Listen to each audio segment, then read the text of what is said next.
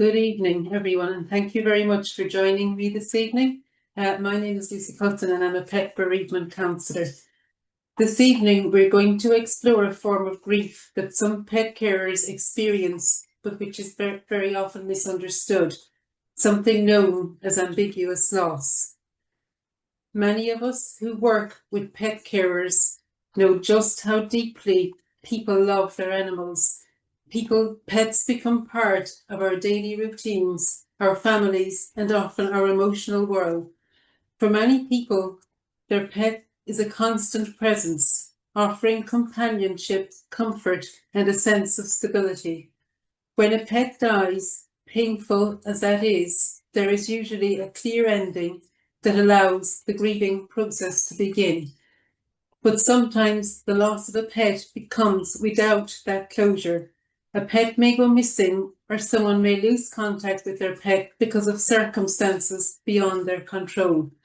And in those situations, the pet is still present in the person's life emotionally, but absent physically. And that creates a very particular kind of grief. So this evening, we're going to explore what that experience feels like and how we can begin to support people living with that uncertainty. So before I go into the details of the presentation, first of all, I'd like to extend a warm welcome to everyone who has taken the time to attend this evening, and to also let you know that the session is being recorded and will be put up on YouTube. So please remember to go in, like and share and subscribe to the YouTube recording as well. Thank you very much. And now we'll just get properly started.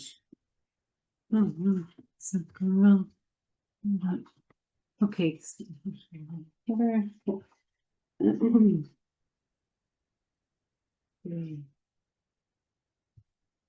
Right.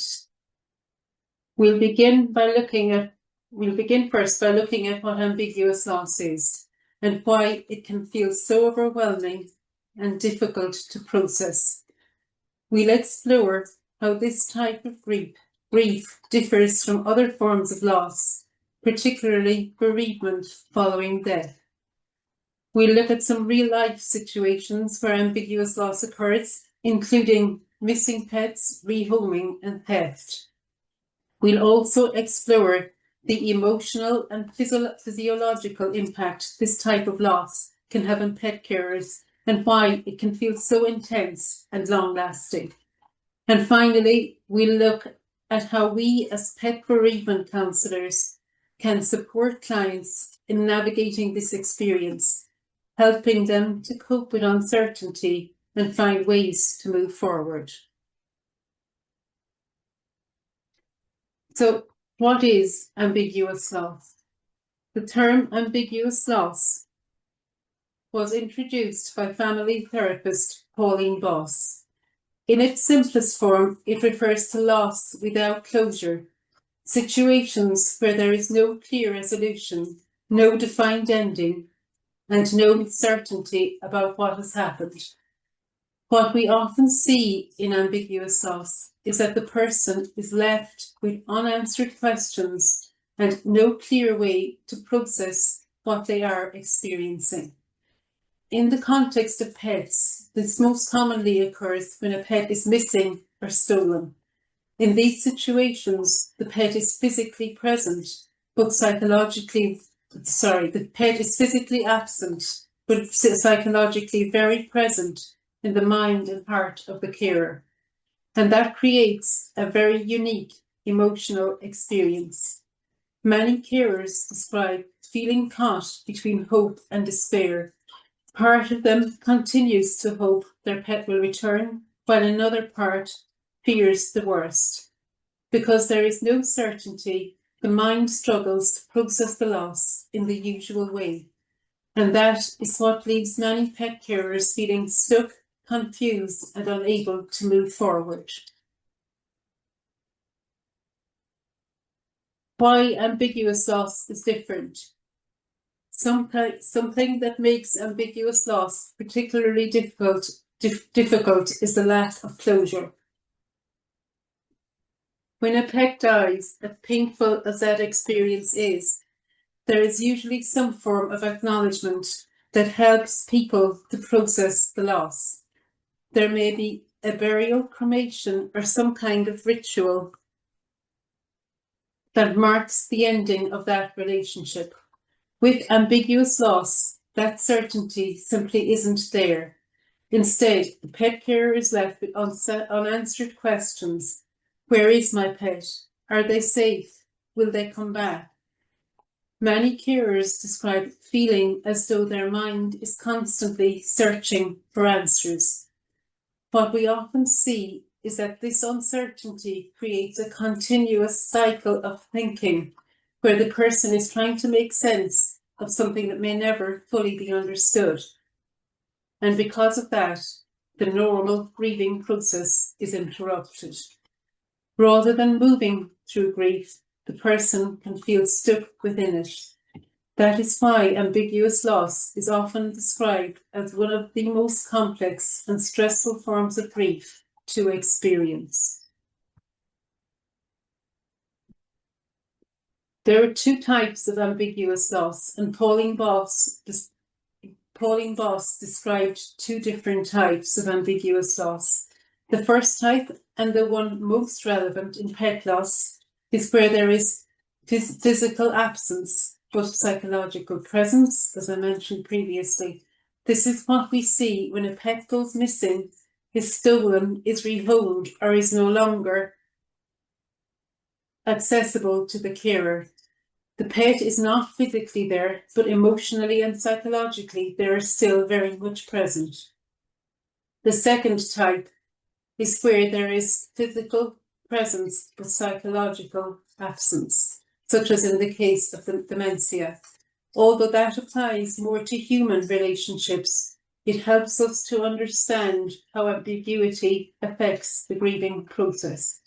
In both cases, what we see is unresolved grief and emotional confusion.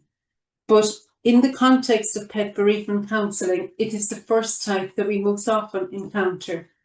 And it is this type that creates the experience of living in that difficult space between hope and uncertainty. And Dr. Pauline Boss was the first person who coined the term ambiguous loss. She did a huge amount of work with missing humans in various kinds of disasters. So that term has been adopted here in relation to missing pets. So now let's look what ambiguous loss actually looks like in real life.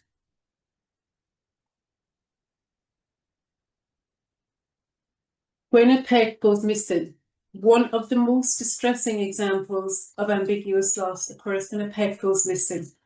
What we often see is that the pet carer immediately shifts into what we might call search mode. Their entire focus becomes centred on finding their pet. They contact shelters, veterinary clinics, and rescue organisations. They put up posters, walk the same streets repeatedly, and follow every possible lead. At this stage, there is often very little space for anything else. I spoke with a client some time ago whose cat had gone missing. For 6 weeks, she searched her neighbourhood at all hours of the day and night.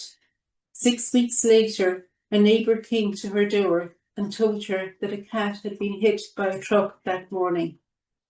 Sadly, it was her cat. What stayed with me most from that conversation was the guilt she still felt. Even after everything she had done, she kept saying, I should have searched more. What we often see in ambiguous loss is this powerful sense of self-blame. Because there was uncertainty, the mind tries to find ways the outcome could have been different, and that can be incredibly painful for the pet carer. Now, something else that is important to recognise is that sometimes pets are found after very long periods of time. There was a recent case of a dachshund called Valerie who went missing in Australia. For over a year, there was no certainty about what had happened to her. There were occasional sightings, but nothing confirmed. And during that time, her owners were living with the same uncertainty we have been talking about, not knowing whether she was alive or dead. After more than 500 days, she was eventually found alive and reunited with her family. Stories like this can be incredibly powerful because they show that uncertainty can last for a very long time. But they also help us understand why, for many pet carers, letting go of hope is not something that feels possible.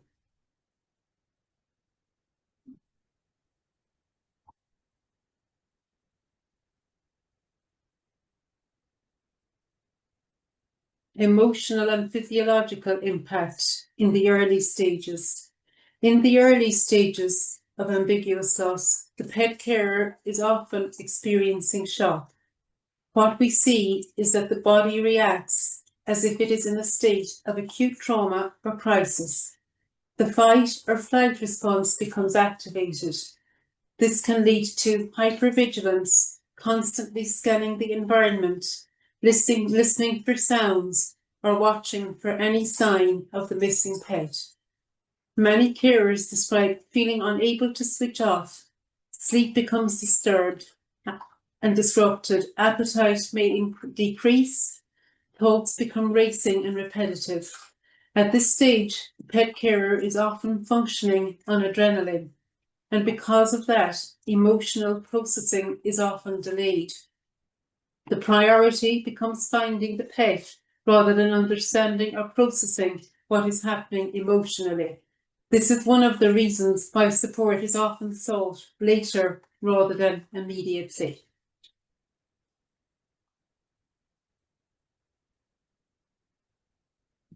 As time passes, the emotional and physiological impact are ongoing. The initial shock may begin to shift into something more sustained. Many carers describe living on what feels like an emotional roller coaster. One minute they may feel hopeful, perhaps after a sighting or a possible lead, and the next moment they may feel overwhelmed with sadness, anxiety, or fear. What we tend to see is that the mind continues to search for answers. Thoughts can become repetitive and intrusive. Physically, the body may begin to show signs of prolonged stress. Sleep disturbances, as mentioned, headaches, fatigue, and difficulty concentrating are all very common. Relationships can also become strained, especially if others do not fully understand the depth of the experience. And this can leave the pet carer feeling even more isolated. What makes this especially difficult is that the trauma is not over. The uncertainty remains present. And what we often see is that this prolonged uncertainty continues to place strain on mind and body over time.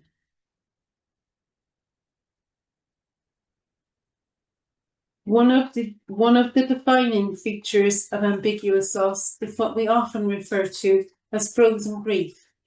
Because there is no clear ending, the grieving process does not move forward in the way we might expect. Instead, it becomes stuck. Many carers describe feeling as though they are living in a state of emotional suspension. They may return again and again to the same thoughts. What if I had done something differently? What if I had searched somewhere else? This repeated pattern of thinking can become exhausting. Over time, it can create a sense of emotional paralysis. Some people describe this as living in a kind of grief limbo or frozen grief, neither able to fully grieve nor able to fully move forward. And that is what makes ambiguous loss so uniquely challenging.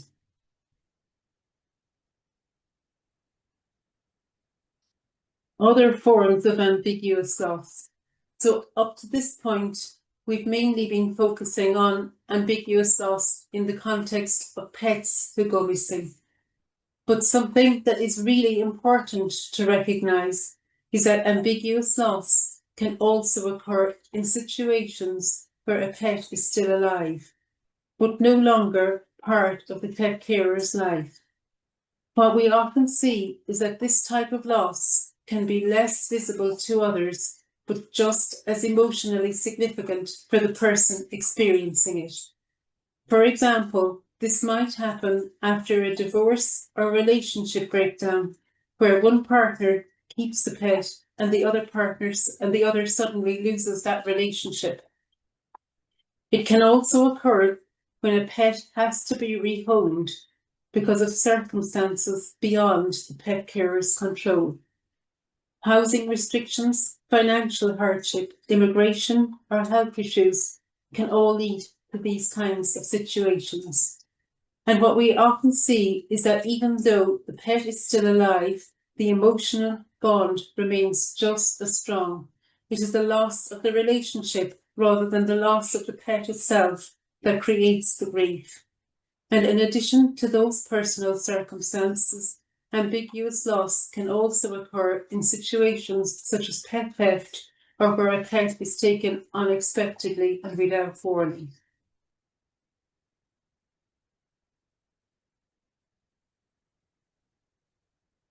Emotional impact of rehoming.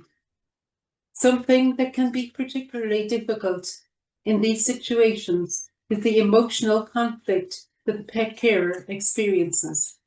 Many people describe a deep sense of guilt.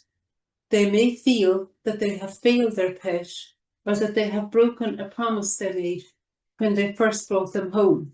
There can also be feelings of shame, particularly if others do not fully understand the circumstances. What we often see is that the person may replay the decision repeatedly in their mind. Did I do the right thing? Could I have done something differently? I spoke with a client recently who had to give up her dog due to a severe allergy. She understood logically that rehoming him was the safest and most responsible decision, but emotionally it felt like she had let him down.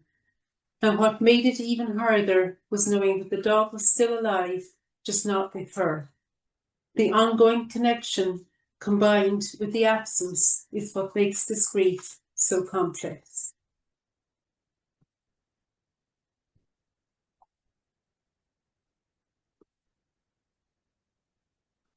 Another situation where ambiguous loss can occur is through pet theft, which I mentioned a minute ago.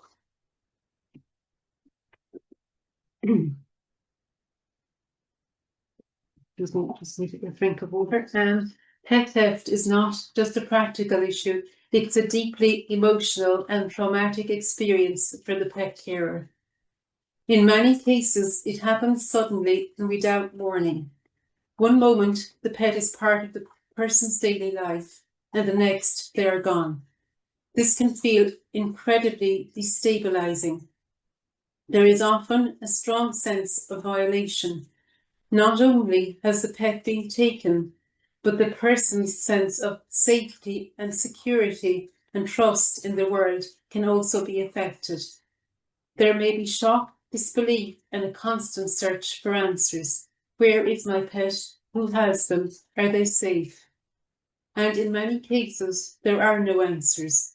Historically, pet theft was treated as a property crime, which meant that the emotional impact on the pet carer was not fully recognised. Recovery rates have often been low, and prosecution rates even lower, which can add to the sense of helplessness and distress. More recently, there have been important developments. The introduction of the Pet Abduction Act 2024 represents a significant shift. Pets are now recognised as sentient beings rather than simply possessions. And what this reflects is a broader understanding of the bond between pets and their carers. One example of the growing awareness around this issue is Debbie Matthews, the daughter of Bruce Forsyth. After experiencing the theft of her dogs a number of years ago, she went on to found the Stolen and Missing Pets Alliance. She has played an important role in raising awareness of pet theft and campaigning for change. What her story highlights is that this is not just a practical loss. It is the loss of a relationship combined with uncertainty, and it is that uncertainty that links it to ambiguous loss.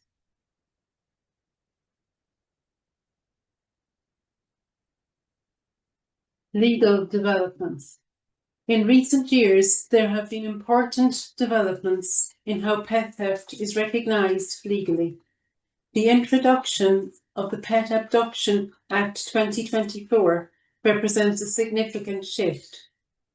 For the first time, pets are being recognised not simply as property, but as I mentioned, sentient beings. What we often see is that this reflects a broader understanding of the emotional bond between pets and their carers. It acknowledges that the theft of a pet is not the same as the theft of an object. It is an experience that can have a profound emotional and psychological impact. While legislation is evolving, the emotional reality for pet carers remains just as significant. And this is why awareness and support remain so important.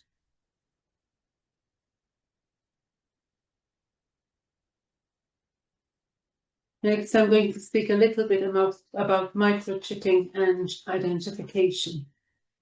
What we tend to see is that microchipping is viewed as a simple solution, that if a pet is microchipped, everything will work as it should.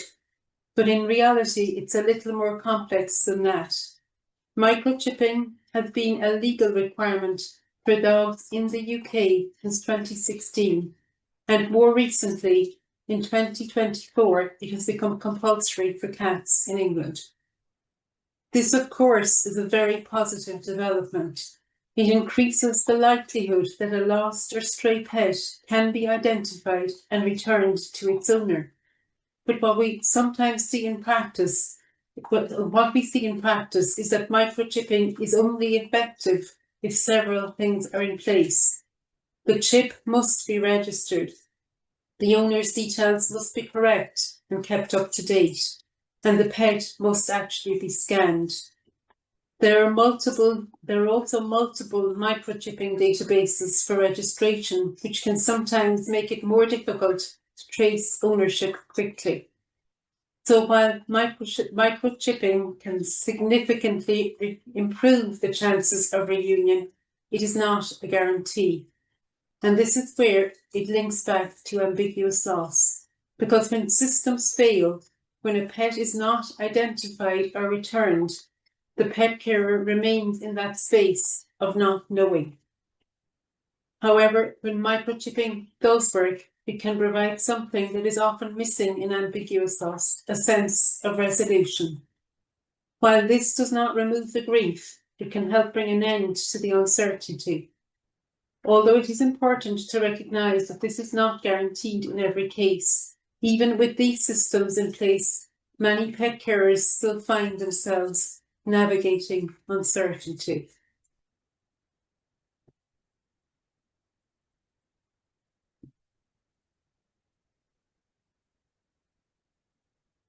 Get a drink of water, 1 second.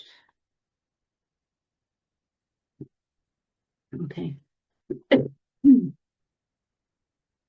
Why clients don't seek help immediately. Something that is often overlooked is that many pet carers do not seek support immediately after their pet goes missing.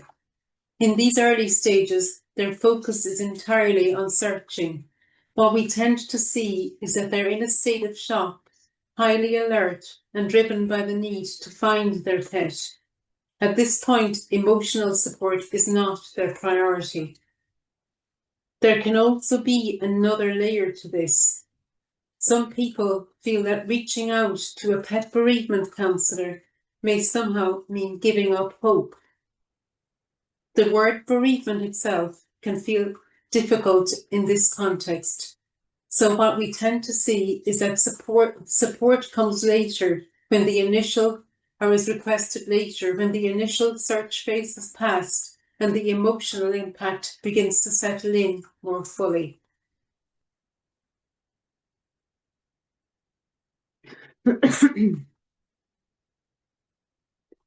I'd like to share a couple of brief examples to bring this to life.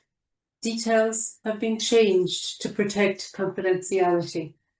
And firstly, in one case, a client called Sarah was referred to a pet bereavement counsellor by a search and rescue team. Her dog Max had gone missing while out on a walk. There had been an intensive search to locate him, which was both emotionally and physically exhausting for Sarah. For weeks, her entire life revolved around trying to find him. She contacted shelters, veterinary practices, and search teams. She walked the same routes repeatedly, hoping for any sign of him. 4 weeks later, Max was found deceased. What is described in situations like this is a complex emotional response. There may be shock, deep grief, and overwhelming sadness. But alongside this, there is often a strong sense of guilt. Sarah kept returning to the same thoughts. If I had called him sooner, if I had kept him closer, if I had taken a different route. Even though she had done everything possible, she felt responsible. There is also a difficult transition from uncertainty to certainty. The hope that had been sustained over those weeks is suddenly replaced with a very different emotional reality. And that is where counselling support becomes especially important. The focus is not only on grief, but also on processing trauma and gently reducing self-blame, in addition to finding some ways for Sarah to honour Max's life.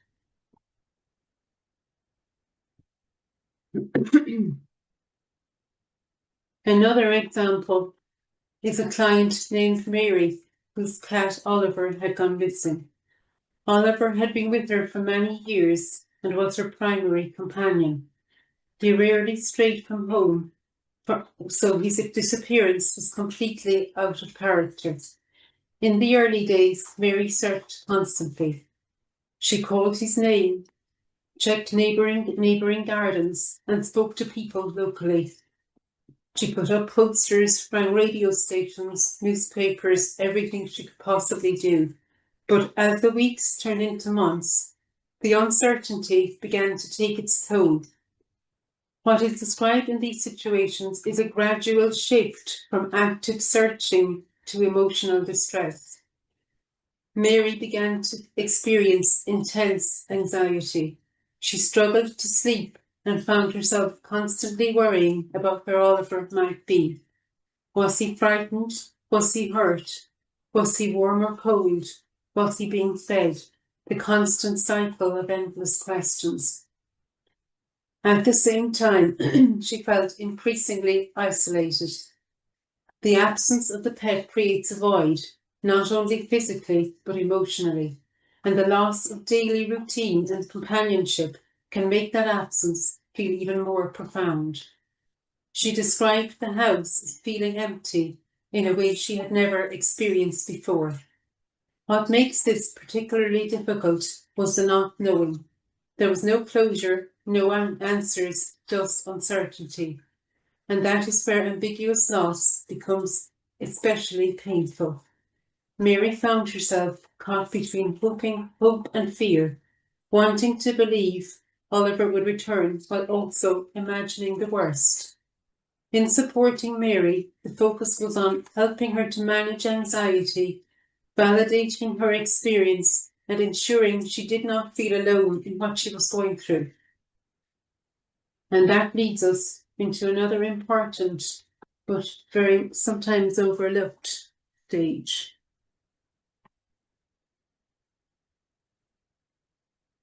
When a pet is found, it can be easy to assume that this brings closure to the situation. But what we sometimes see is that resolution does not necessarily mean emotional resolution. If the pet is found deceased, the pet carer may experience a sudden and overwhelming shift into grief. There may be shock, sadness, and often guilt. But even when the pet is found alive, the situation can still be complex.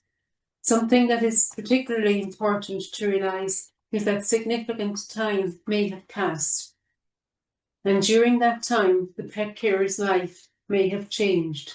They may have developed new routines. They may have begun to adjust to the absence of the pet.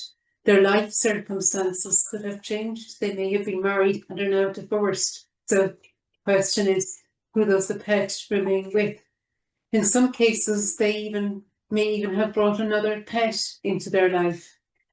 And this can create a very difficult emotional situation. What we tend to see is a mixture of relief, joy, and gratitude, but also guilt. The person may feel conflicted. They may worry about how the returning pet would fit into their life now. They may even feel guilt towards the new pet they got, or feel guilt towards a pet that is returned, particularly if they feel they have moved on in some way. There can also be anxiety about what the pet has experienced. Has the pet been frightened? Has it been harmed? The pet may have experienced trauma and may have changed behaviourally or emotionally. Will the pet be the same as before? So even in what appears to be a positive outcome, there can be a lot to process. As counsellors, we need to recognise that the emotional journey does not end when the pet is found. In many cases, it enters a new phase, and that phase may involve helping the pet carer adjust to a new reality rather than returning to the old one. Support is still needed, and this is exactly where the role of the counsellor becomes so important. I'm going to take another drink.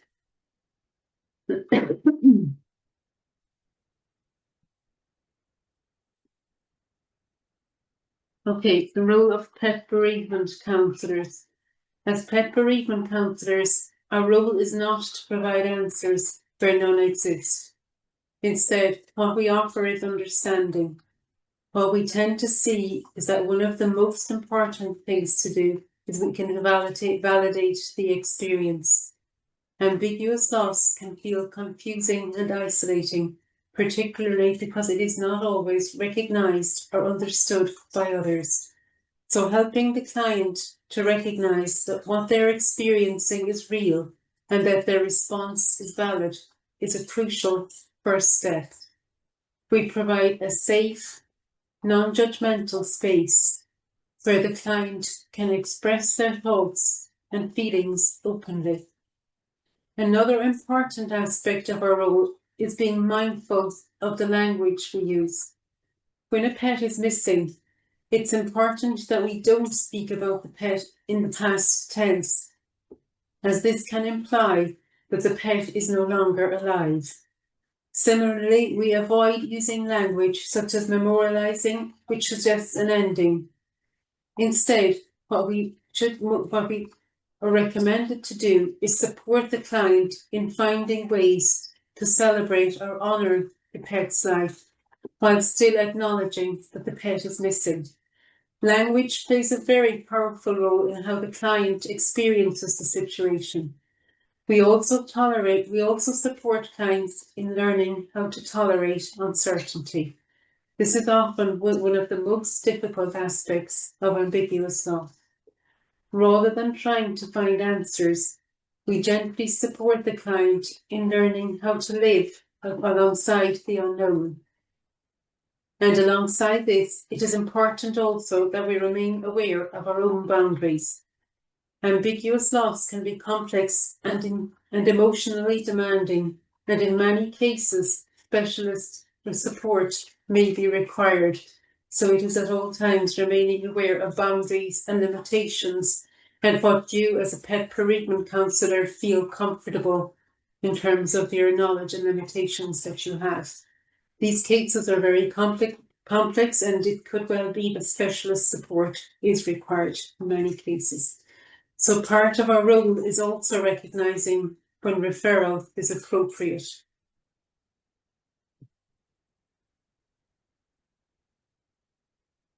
Next, I'll go on to talk a little bit about coping strategies. We can support clients in developing coping strategies to help manage their experience. Many of these will come somewhat later down the line, not in the very initial stages of when the pet goes missing. We can encourage clients to focus on the present moment rather than becoming overwhelmed by the past or the unknown future. Self-care is especially important, ensuring adequate sleep, nutrition and rest. Relaxation techniques and breathing exercises can help regulate emotional responses. Creative expressions such as journaling or art can find a way to process emotions later down the line. These strategies do not remove the grief, but they can help to make it more manageable.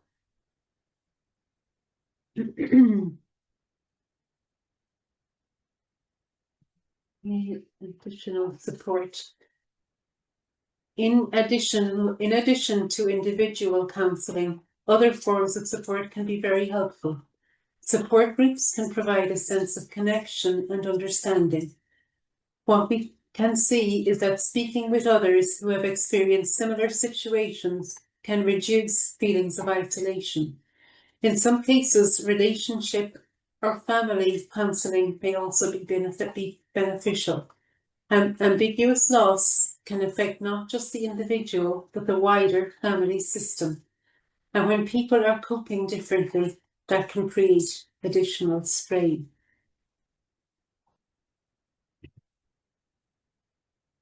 Ongoing support. Ambiguous loss is not something that resolves quickly. In many cases, it can continue for months or even years. What we often see is that there is no clear endpoint. Because of this, ongoing support can be essential. Clients may need help navigating anniversaries, reminders, and ongoing uncertainty. Supporting resilience becomes a key part of the process. Helping clients learn how to live with ambiguity rather than trying to resolve it. This is not about forcing closure. It is about helping someone build the capacity to live alongside the unknown.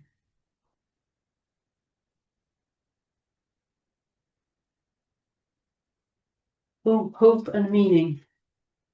Over time, it can be helpful to support clients in finding ways to move forward. This is not about closure, but about adaptation. It may involve finding ways to honour or celebrate the bond they share with their pet. For some, this may include helping others becoming involved in awareness work or supporting similar causes. What we can see is that meaning is not something that is suddenly found, but something that is gradually created. And sometimes that begins with simply acknowledging the significance of the bond and the reality of the loss. So rather than looking for closure, we're often supporting people in learning how to live alongside uncertainty.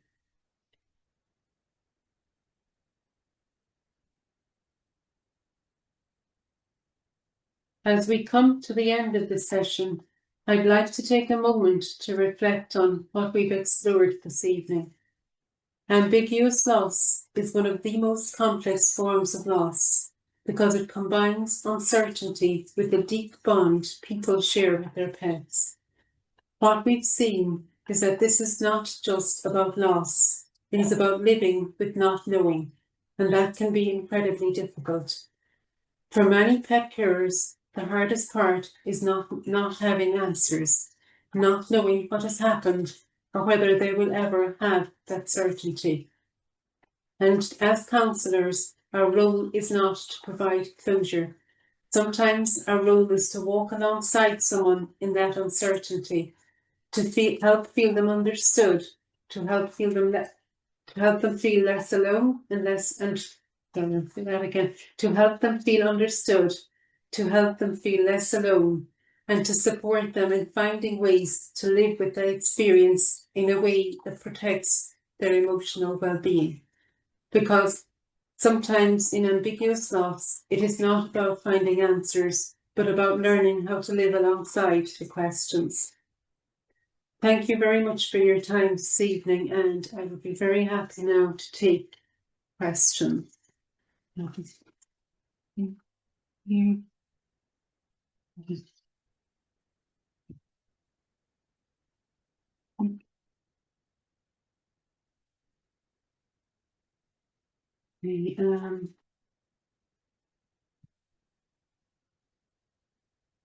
Okay, Dave, I see there's no question.